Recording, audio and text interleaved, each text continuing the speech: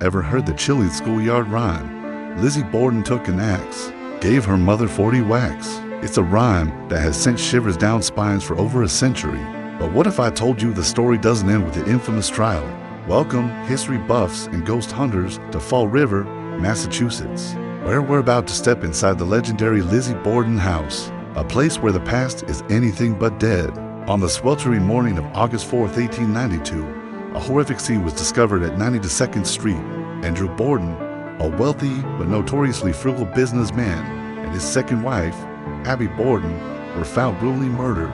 The prime suspect was Andrew's youngest daughter, Lizzie. Despite a sensational trial that gripped the nation, Lizzie was acquitted of all charges. The case remains one of America's greatest unsolved mysteries, leaving a dark cloud hanging over this otherwise ordinary-looking house. But after the trial, after the headlines faded, something lingered, something else. Today, the Lizzie Borden house isn't just a museum, it's a bed and breakfast, inviting the brave to spend a night within its storied walls. And many who accept the invitation leave with stories they can't explain. Staff and guests alike report a wide array of paranormal phenomena, making it one of the most haunted locations in the United States. Are you ready to hear what happens when the lights go out?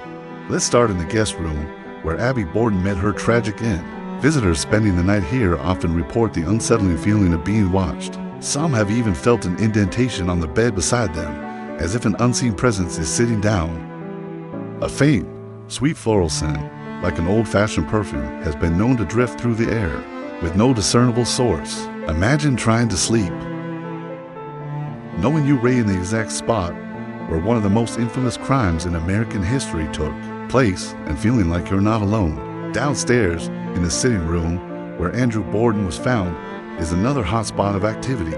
The couch he was resting on is long gone, but the energy remains. People have reported hearing heavy, disembodied footsteps pacing the floorboards above them. In what was Andrew and Abby's bedroom, others have heard what sounds like a woman softly weeping, a mournful cry that seems to echo from the very walls of the house. Cold spots are common, a sudden drop in temperature that can make the hairs on your arms stand on end, even on a warm day. Many believe the spirits of Andrew and Abby still roam the halls of their former home, perhaps forever replaying the final, terrifying moments of their lives. Some paranormal investigators have captured EVPs, or electronic voice phenomena, that they believe are the voices of the Bordens. Faint whispers of "help us" or a stern, gruff man's voice have been recorded, seeming to answer direct questions from the investigators. But it's not just the victims who are said to haunt this place. What about Lizzie herself? Although she moved out after the trial and lived the rest of her life in a grander home she called Maplecroft, some believe her spirit, or at least a powerful echo of her presence, is tied to the house on 2nd Street. In the attic, a space the Borden sisters often used to escape the summer heat, people have reported hearing the giggles of young girls playing. Could this be Lizzie and her sister, Emma, in a happier, more innocent time? Or is this something else entirely?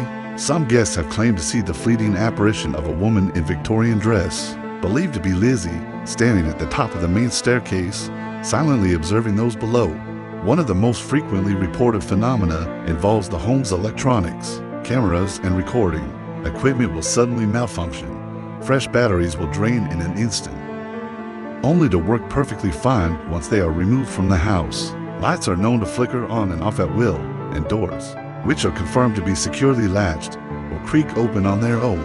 One well-known story from the staff involves a television in one of the rooms, repeatedly turning itself on to a specific channel, no matter how many times it was shut off. The basement holds its own dark secrets. It's a damp, stone-walled space where the police originally searched for the murder weapon. Down here, people have reported feeling an oppressive, heavy atmosphere. The most common report is the feeling of being touched or gently pushed by an unseen hand. Shadow figures are often seen darting in the peripheral vision, moving just at the edge of sight before disappearing when you turn to look directly. It's a place where many brave ghost hunters feel their courage begin to falter. And let's not forget the children. Before the Borden tragedy, the property had its own share of sorrow. It's said that several children from a previous family died on the land, and their spirits are believed to be the source of some of the more playful, yet mischievous, activity. Marbles have been seen rolling across the floor on their own, and toys left out as trigger objects have been moved overnight. These child spirits are said to interact with guests, sometimes pulling on their clothes or whispering in their ears, adding another layer to the complex spiritual tapestry of the house. So, what's really going on at the Lizzie Borden house? Is it the residual energy of a brutal, unsolved crime, forever imprinted on the building? Are the spirits of the Borden family and others truly trapped within these walls, unable to find peace? Or is it our own fascination with this dark chapter of history that brings these stories to life? One thing is for certain, countless people, from skeptics to firm believers, have walked into 92nd Street and left with an experience they cannot logically explain. The house seems to hold its secrets close, but sometimes, in the dead of night, it whispers them to those who are brave enough to listen. Whether it's a shadowy figure in a doorway, a disembodied voice in the dark, or the simple, chilling feeling that you are not alone, the haunting of the Lizzie Borden house continues to captivate and terrify. What do you think? Would you be brave enough to spend a night in a Lizzie Borden bed and breakfast? Let me know in the comments below. If you enjoyed this dive into one of America's most haunted homes, please give this video a thumbs up and subscribe to the channel for more spooky stories and historical mysteries. Thanks for watching and stay curious.